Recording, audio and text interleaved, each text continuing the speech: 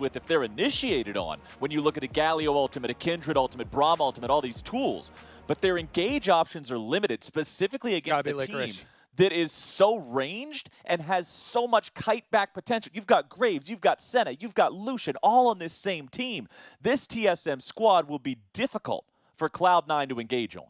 And it's got to be Licorice playing the flanks. He has to be very, very good about working around the vision of TSM because Set's ultimate is the key that could bring that all together. Set and Galio, that is a dream combination if you get the good setup, if you're able to position yourself for a good angle onto an opponent to dunk into the rest of the team.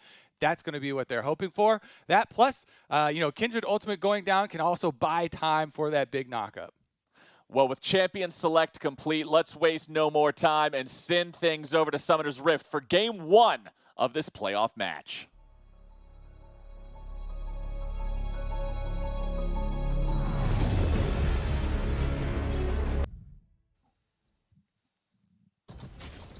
Let's do it to it. Get this series underway. A best-of-5 between TSM and Cloud9 like we've seen so many times before. You talked about it during Countdown when they checked in with us there at the beginning of things, Kobe, just how many times these two teams have played against each other and met each other in a best-of-5s in playoffs here in North America. It really is crazy, the history between these two teams. Ever since the beginning of the LCS, they have fought at the top of the North American competitive scene. Spica's going to dash right into him. Oh, Spica immediately dashing over the wall. I don't know how that's going to work out too well here. Spica is going to be kept alive, and now Niski's having to run away. This is turning into a bloodbath here at level 1. First blood over to Broken Blade. The only thing better than top lane Lucian in a 1v1 is top lane Lucian in a 1v1 with 400 free gold. TSM are on the board. The Analyst S wanted level 1s, Captain Flowers. I am not sure that's exactly what they wanted, but man, Spica jumps over, dashes into the brush. Got to be a little surprising to see that many Cloud9 members there waiting for him, and yet TSM are able to defend him as he walks his way out, even with the taunt coming through from Niski and the flash. TSM get the first blood. They get their Graves off of to a bottom side start. Here's another look at it. TSM are like, all right, here's the plan, Spica. Look juicy. Look real juicy. He flashes there, gets caught on the other side of the taunt, but no other members of Cloud9 can contribute the rest of the damage. And even with Licorice flashing forward to follow up CC, Galio taunt into the set stun, Cloud9 do not get a kill. They are unable to focus down the extra member, and that will be TSM starting off the series first blood. All right, let's go ahead and take stock of what all was used in that level 1, since it sort of turned into a big old mess there as all 10 players were within 3 feet of each other. Flash from Licorice, Blabber, and Niski, as well as Vulcan's heal, were all expended by Cloud9. On the side of TSM, it was Flash from Broken Blade, Spica, and Bjergsen, along with Bjergsen's Ghost and the heal from Biofrost. So almost identical summoner spells used in the level 1 by both sides. Entire top half flashes plus support heals. The difference being Bjergsen's Ghost was the extra spell used there, but that is already halfway off cooldown. Does have a shorter reset timer compared to most other summoners. And the reason, Captain Flowers, why I point out before we go into the replay that Spica starts on bottom side of the map on blue buff is because of their composition and the lane matchups here. It's so important for this Lucian matchup, especially now that flashes have been blown, that Spica can clear bottom to top and had his presence there to allow Broken Blade to get the most out of that big advantage. He's making a pass towards Niski, but that's not going to mean much at all. Meanwhile, Blabber trying to path down towards to the bottom side of the map, just full clear on Kindred, and there's no reason for Spica to even have to worry about getting double scuttles for himself with all of his lanes pushing, and the full priority here of TSM, he's got control of the jungle. Right. You're talking about Spica needing to continue hanging out on this top side and make sure that he's allowing Broken Blade to play as aggressively as he wants. We've seen Lucian top fail in the past, and often it is because he gets collapsed on by the enemy jungler. His ally isn't able to help him the way he needs to be helped, but Spica's going to make sure that he's right there behind Broken Blade here in this game. You can see Broken Blade keeping those minions underneath Licorice's turret, and with no flash, there's no way Licorice gets anywhere close to the guy. I don't care if you're going to be able to press Q and run run a little bit faster, Lucian's staying at gun's distance. Exactly. Level 1 trading flashes is definitely a huge advantage for the Lucian, considering that top lane sets do not take the Hex Flash like support sets do. Support sets can just spam out their flashes, no problem, then use Hex Flash plus Nimbus Cloak combination from the brush and continually look for plays. But topside set here for Licorice for solo lane doesn't have that luxury. He requires a jungler to make those sorts of moves. Blabber could be just the man he needs to help him out here. You can see right there, without any sort of a flash, Licorice goes in. Yeah, he's fast, but he's not fast enough. Blabber will show up here just to make sure Licorice is able to shove this wave all the way in. Broken Blade cannot freeze. That means that this will reset a little bit, allow Licorice to go home, shop up a little bit here. And although the gank didn't exactly get a kill, Blabber's presence was still very much appreciated in keeping this lane playable for Licorice. Exactly. Keep my lane playable, please. So appreciated. You really need to coordinate with your jungler at the highest level of play when you're trying to control minion waves in a matchup like this where, Set would be very vulnerable without the flash and very susceptible to those Graves ganks. Plus, just brutalization here from Broken Blade's Lucian. The solo lane Lucians, of course, all going press the attack, and you can actually tell the builds that the Lucian is going to go by whether they choose Bloodline or Overheal. And of course, the Overheal ones go for the early Blade of the Ruined King that you can see Broken Blade going for right now. Tons of early power. The Bloodline ones with the lifesteal from runes go for the more scaling options. You either go Muramana or you go with the Essence Reaver full crit build. This time around, we are going to see Blade of the Ruined King as the rush then, based on those rune choices and the item in Broken Blade's inventory already, which honestly makes a lot of sense. You're laning against a Set, Blade of the Ruined King will be incredibly useful in that 1v1. Also on shooting Braum and Galio and Set all together, those three targets he will be mostly exposed to in a team fight. Also going to put in plenty of work there with the on-hit damage. Blabber now collects the first dragon of the game, that is Infernal Drake, over to the side of Cloud9. As bottom lane, the 2v2 gets a little bit scrappy here. Sven down to 300 HP, but not really too worried about anything else here.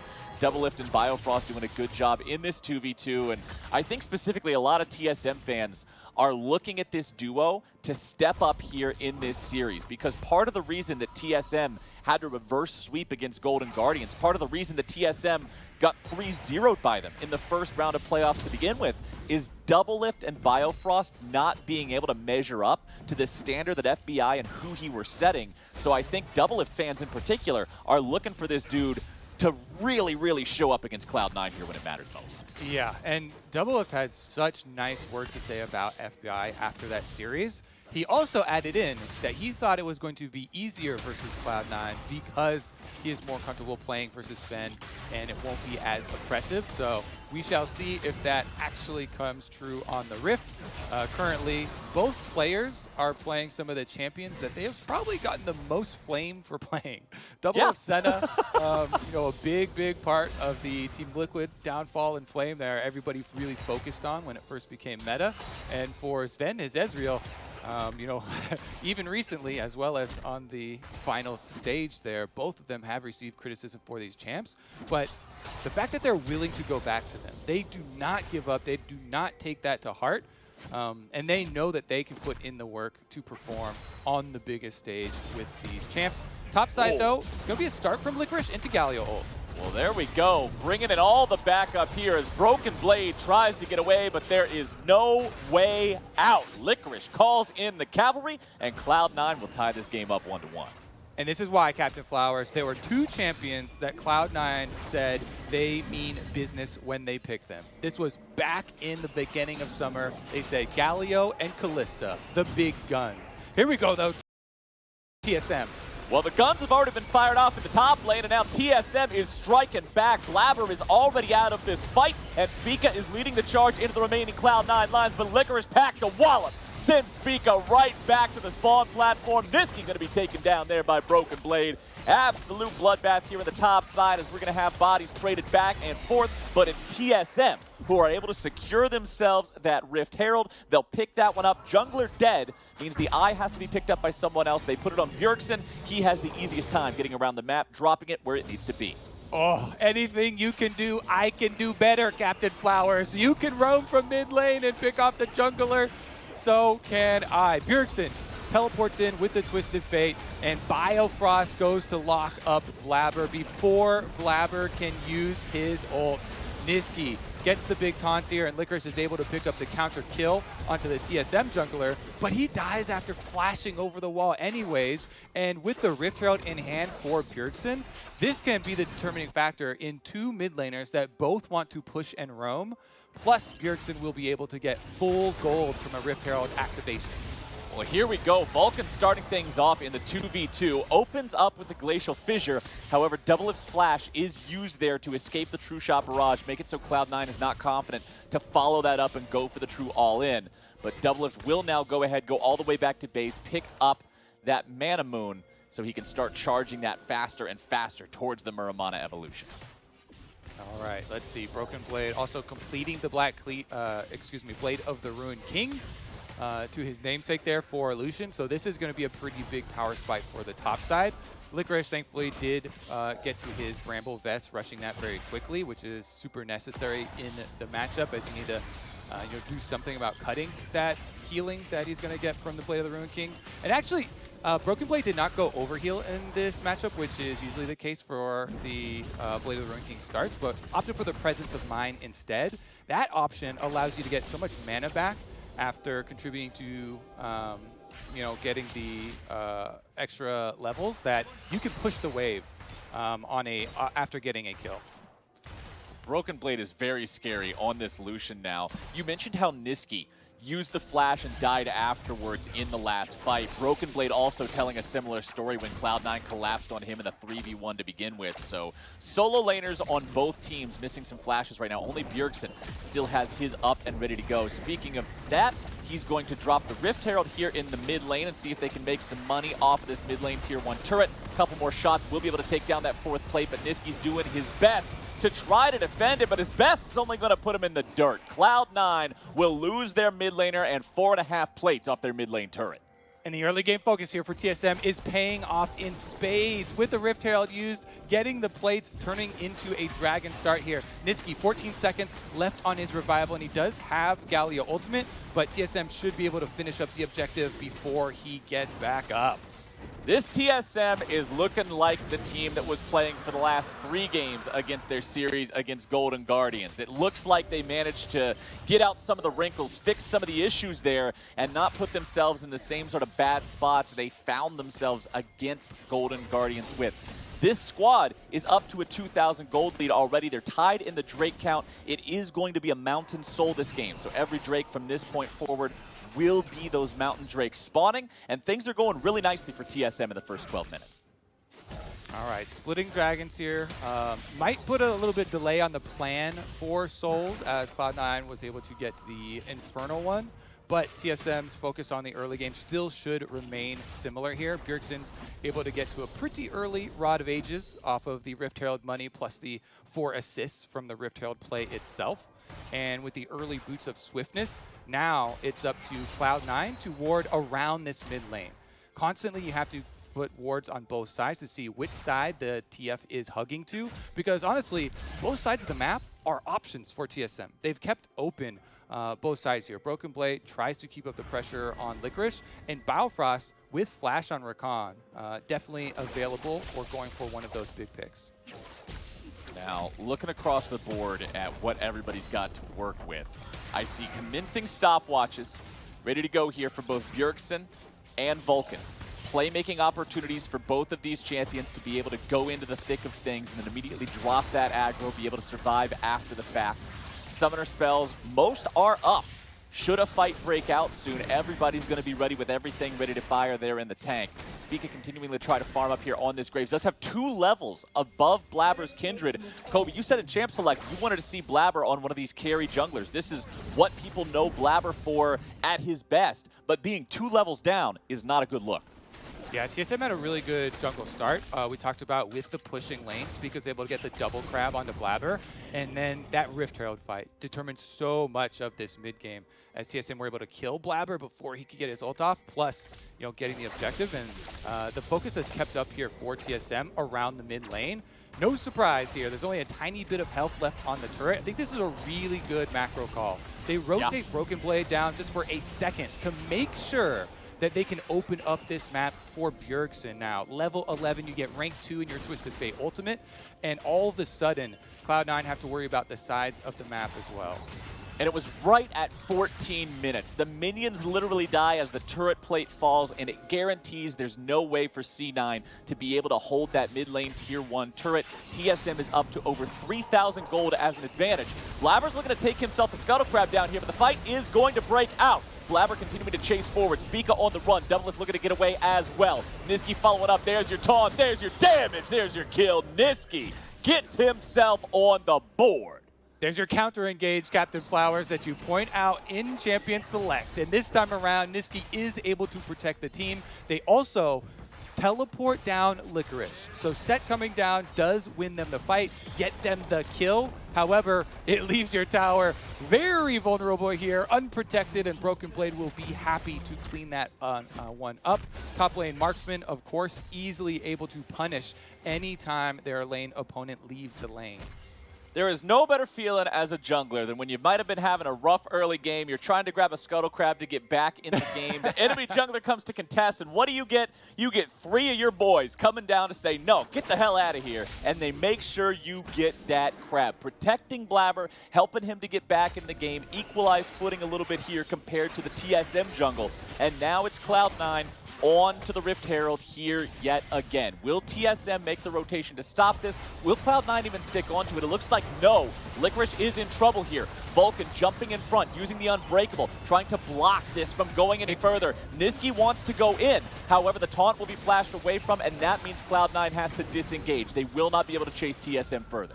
But so many flashes burned in this as well, and key ones at that. Now Licorice for the set, no flash for him. Bjergsen immediately switches over with his spellbook into the heal, and they're looking to force another fight, Flowers. Well, TSM are saying, all right, Cloud9, we dare you to show up now. C9 health bars are a little bit injured here. Half HP on the Rift Herald. Biofrost taking some damage. Niski going in, but he's stunned up before he's able to go all the way into the TSM health bars. Now he's got to get himself back away. Nice ulti coming out from Doublelift, finds damage onto 3.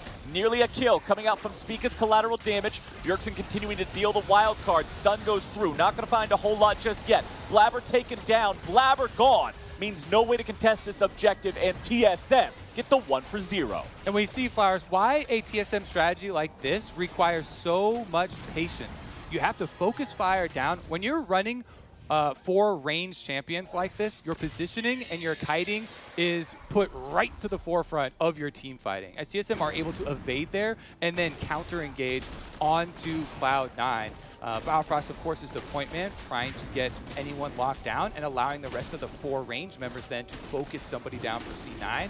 That's why it's so important for Cloud9 to get these control ward flanks, have teleports in, or have their flashes up. Because if they do not lock down these ranged members, then they just get out DPS'd in the at-range fight. And man, what a reward for that 1 kill that shows up here for TSM. Not only will they get Rift Herald number 2, this team will also acquire themselves the 3rd Drake of the game, that first Mountain Drake that either side has been able to acquire, puts them at 2 Drakes total, so getting neutral objectives on both halves of the map thanks to a single kill. TSM, once again, their macro play has the proper timings to give them rewards for the small victories that they're having against Cloud9. Yeah, and even though Cloud9 got the first Dragon, TSM have been pretty quick with the 2 consecutive ones after that, so moving towards Soul Point for themselves. Now, I will say, from Cloud9's perspective, they know that if a TSM strategy like this collapses, it collapses in a big way. If you can get that team fight without them being able to scatter and being able to kite out of your crowd control combination here, then Cloud9 can make a huge, huge comeback in this game and gain a lot of this standing gold very quickly. The outer towers are all still available, so when we look at the scoreboard and you see all this money, remember that the outer towers, being very valuable, have a lot of gold that if you win that team fight, if you jump onto the ranged members and you can cause a collapse from the side of TSM, then your rewards will be huge.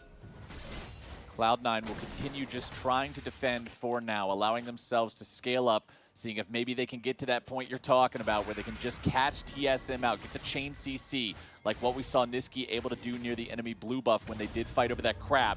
Niski charging up the taunt, but considering he's on top of a ward, there's no chance that he's going to get saves lives, Captain Flowers. Wards definitely save lives. If any of y'all out there watching right now have a friend that doesn't want to buy wards because they don't do damage, just show them that clip, because otherwise that would have been 300 gold in the pocket of Cloud9. But C9 still down about 5,000 here, 19.5 minutes into the game. Sven is scaling up here on the Ezreal, almost has the Iceborne Gauntlet completed. However, Iceborne Gauntlet's one of those items that you look at it, and if you're playing against a melee champion, a champion that has a difficult time gap closing to begin with, yeah, it's very useful. Helps you kite them away, keeps them at bay, really good stuff. But when you're already up against a team that's going to be trying to maintain as much range as possible, feels like you don't get quite the same amount of effect out of it. Yeah, I do like it though still, because he wants to also offensively add slows for Licorice and Niski to be able to get their combinations off.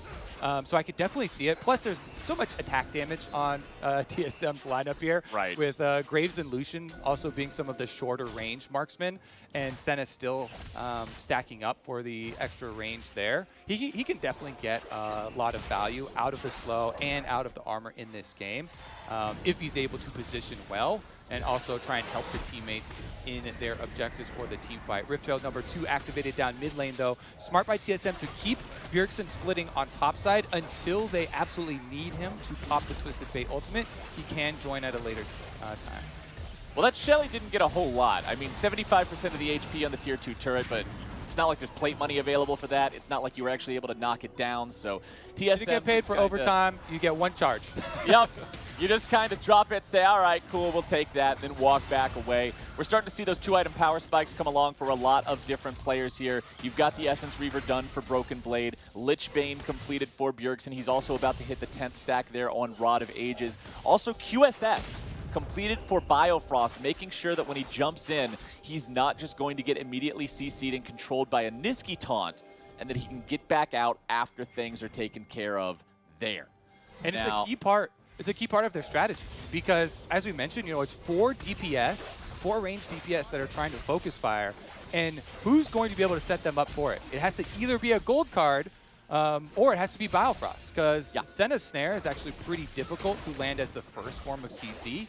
Much easier to get that lightning quick engage from a Rakan or a Bjergsen teleport in to lock someone down, and then try and layer the ensuing skill shots. And here's Biofrost sneaking around, looking for the big flank. They're going to go for it. This could be tragedy here for Cloud9. Biofrost able to find the initiation onto Vulcan alone, but Niski's going to be entering now with the Galio. Ulti comes down, Blabber at half HP. Teleport also brings Licorice into the fray. Biofrost has no flash, no ulti, half HP. The Dragon will be live here in 6 seconds. If TSM gets it, they bring themselves to Soul Point and will force a Dragon contest from Cloud9 for the rest of the game. C9 trying to prevent that, immediately going to start the Dragon up, but TSM do not want to concede this objective. Spica is still ready. Flash available, Smite available. Dragon down to 1,500. Niski looking to go for the flash play. There you go, there's your engage. Goodbye, Bjergsen. Cloud9 will pick the enemy mid laner. They will take the Drake, tie that count up at 2-2. Broken Blade still hanging around, looking for maybe a chance to go in on the flank here. But 1 versus 5 isn't good odds. They'll walk away from that one, and Cloud9 find themselves a nice mid-game win.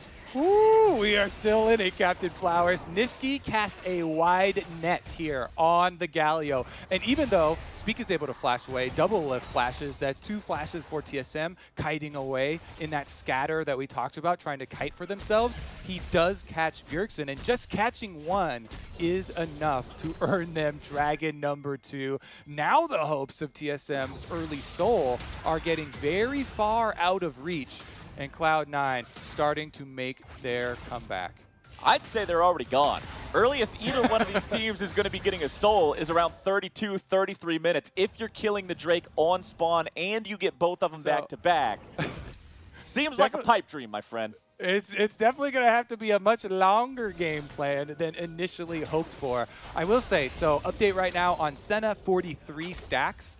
Every 20, you get the extra bonus range, 25 range. So With the 43, you've gotten the extra 50 range so far. That needs to keep on going for TSM, for Doublelift, to be able to have a little bit safer time, especially in scenarios like this where now he does not have his flash. So Cloud9 keeping very, very close attention to flash timers right now. Also, do not be stingy with your gold. Buy your control wards right now. You can see 4 members do have them in inventory. Broken Blade going for the all-in here on Licorice. Used his Blade of the Ruined King. Recognized the Blade of the Ruined King had already been used by Licorice earlier, but Licorice turns things back around. Blabber has arrived. Broken Blade has committed the cardinal sin of greed, my friends, and the shutdown from Cloud9 will be money in the pocket of Blabber. But TSM, not to be caught asleep at the wheel, will take the Tier 2 turret in mid lane.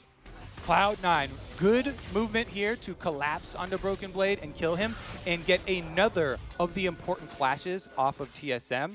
Broken Blade flashing away at the end there, but getting chased down with the flash follow for Blabber is really big for them to get some gold. But on the other side from TSM, you know you have to keep playing with that offensive pressure.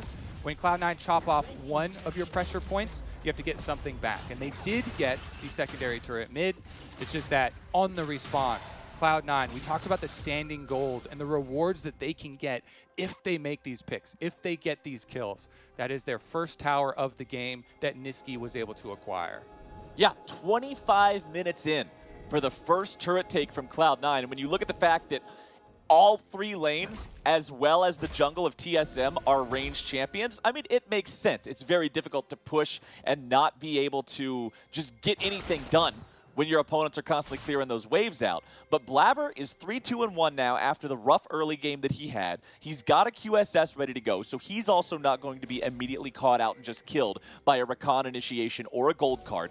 C9 has 2 of their frontline players hanging out in this brush right here. Now they're going in for the wombo combo. Doublelift is going to be taunted up there, takes some damage. Isn't going to be dead here quite yet. Biofrost trying to get away. Bjergsen coming in from the side. Gold card tossed out. Blabber with the QSS continues the engage, but now has to back away. Collateral damage goes through, and Blabber is down to 1/4 HP. I have to retreat after that one. They do have vision of them as well, and Bjergsen Twisted Fate ultimate is up. Bjerg could go in here for the kill onto Blabber. Lamb's Respite keeps him alive. Heroic entrance from Galio also used. Remember, Spica has no ulti, already used that one earlier. TSM continuing to push forward here, knowing that Blabber is so hurt. Now the pings are down onto the Baron. TSM says enemy jungler can't contest. Go, go, go, go, go, go, go, go, go.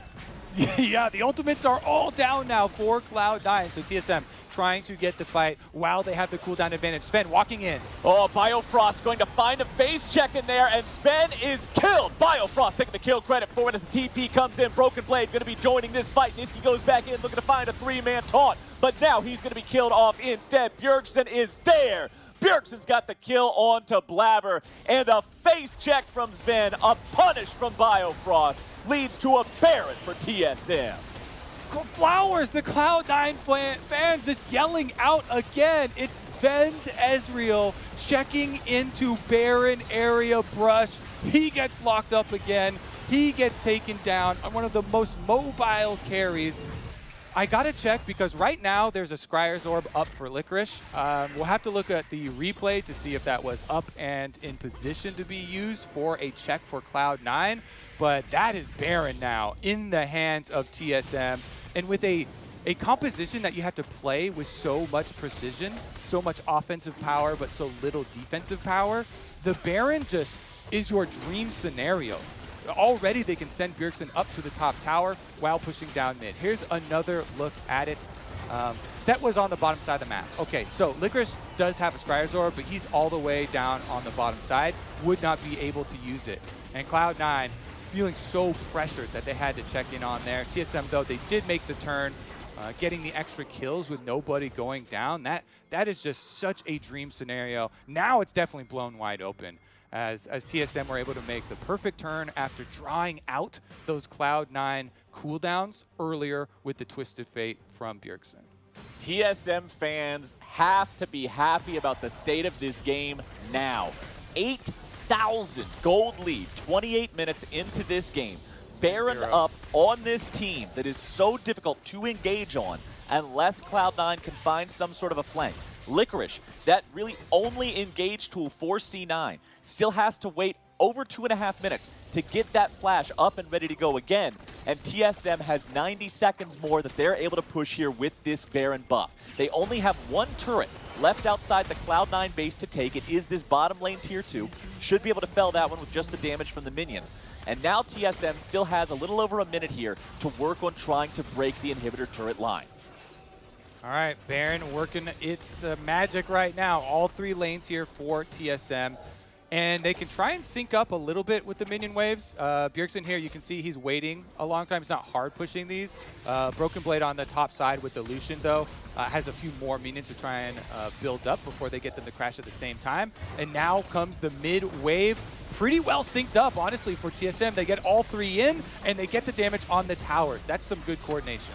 Yeah, the 3-prong push manages to get half of the HP on the bottom lane tier 3 turret, takes down the mid lane inhibitor turret, and now even once Baron wears away, TSM will have a clear path into the Cloud9 base. C9 have lost 2 inhib turrets now as the bottom one falls. Top lane turret under half HP, inhibitors now under siege. TSM is playing this game with fangs bared. They are not willing to walk away and just reset this one for later. They are going for the throat.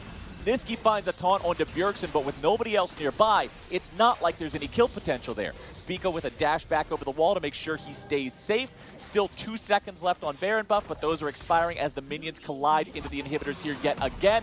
Licorice goes for the play onto Broken Blade, who tries to use the flash to get away. He makes it a 1-for-1. And honestly, that alone will provide the chance for TSM to continue causing a ruckus here on the other end of the base. Yeah, I mean, even though they do get a kill, it's heartbreaking for Cloud9 to watch as yet again Blabber gets bursted down, does not get his Kindred ult off. It is a hard decision because you are trying to finish Lucian before ulting so that you don't ult Lucian and save his life, but you know, you got to err on the side of caution here since they had 3 members there and should be able to get him in the aftermath. Blabber does give up the counter kill, and TSM, that whole time, there's no way that Cloud9 sent 3 members at killing Broken Blade and TSM don't get the bottom inhibitor. They knew they're giving that objective up when they go for the kill to try and cut off at least one of the lanes of pressure. But TSM, they do their work. Now it's 2 inhibitors down for them, and they have to keep up the pressure.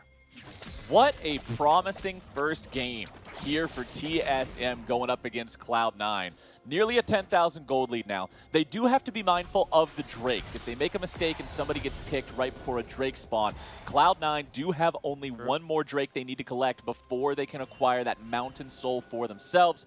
But with control over the entirety of the map right now, as long as TSM don't put themselves in a bad spot like that, they should be able to tie this Drake count up at 3-3, or just go for the end of the game. There's only one inhibitor left standing on the Cloud9 side. It is exposed here in the top lane, and TSM are shoving both mid and top lane up with their champions, while the bottom lane just automatically reinforces with the super minions. Licorice going for the engage here. Broken Blade going to be in some trouble. Blabber into the Lamb's Respite, keeping himself alive. Cloud9 moving in as 5, looking to make the plays, looking to grab the kills.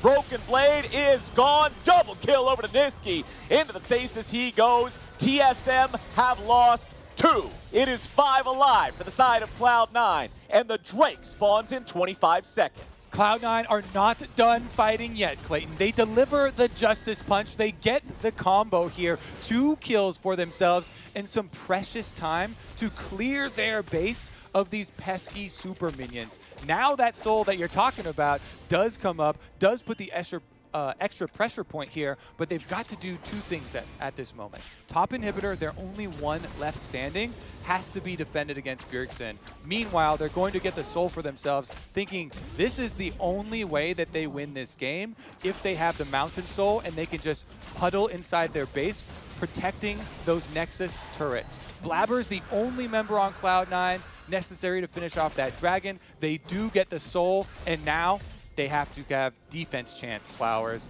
Baron has arrived, and their base has no inhibitors defending. The base is a rubble, and TSM are on to the Baron. It will be time for Cloud9 to weather another purple storm here. As you can see the wards placed down by TSM, through the top side of the jungle, outside of the Cloud9 base to be ready if C9 would try to make any sort of a move towards this. Baron is secured for the second time now by TSM. They will look to end the game on this push. Mid and bottom lane inhibitors both respawning in under a minute and a half. TSM will want to take those down again, and if you're Cloud9 right now, it is all about survival for the next 2 minutes and 45 seconds. And the thing that's most annoying for Cloud9 with the situation is that their strategy revolves around Licorice finding a good flank. You know, they don't have any wards to deal with. Them losing so much early on, them being pinned up in this small area inside their base makes their options of surprising TSM very difficult. So it has to be a combination here where they try and take advantage of somebody without Flash. And currently, the only one without Flash on TSM is Broken Blade, and that one is coming up fairly shortly. So with the Mountain Soul as their power here, Cloud9 trying to buy time. Oh, here we go. Blabber with the flash. Niski coming in from the flank as well, but he's going to be killed before he's able to do anything. Double it with the damage. And TSM will shut down the Cloud9 plan. Sven with the flash as the gold card is in the air to make sure he's not going to be caught out now as well. But that is such a deluge of minions here in the Cloud9 base. Lamb's Respite will keep them alive for the time being, but Blabber is down. Vulcan is limping away. Doublelift's got the kill, and Licorice, try as he might, will not do a thing. Biofrost goes into the stasis at the last minute, and TSM comes out swinging and takes game one. Now that was an impressive win from TSM because their strategy revolves so much around this